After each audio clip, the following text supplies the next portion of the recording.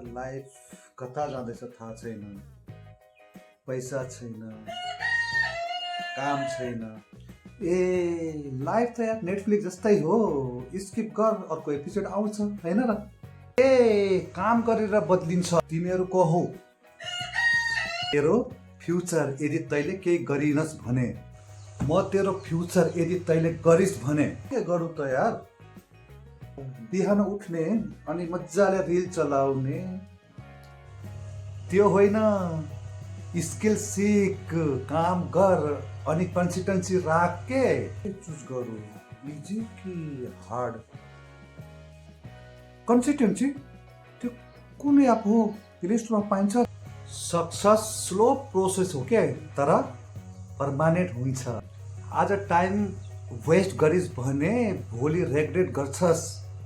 Regret पनि content हुन्छ र।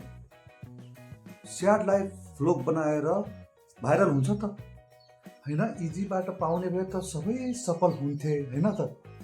ए डिप कुरा नगर यार, मेरो ऑडियन्स भाग्छ फेरि। ठिक छ, आजैबाट काम सुरु गर्छु म त है। आजै? भोलिबाट गर्दा त झनै राम्रो टाइमिङ हुन्छ त। नाइ आजै। ठिक छ, म पनि सुरु गरिहाल्छु भोलिबाट है। अब मैले काम सुरु गरिसकेँ ल साथी। गुड, यही हो रियल चेन्ज।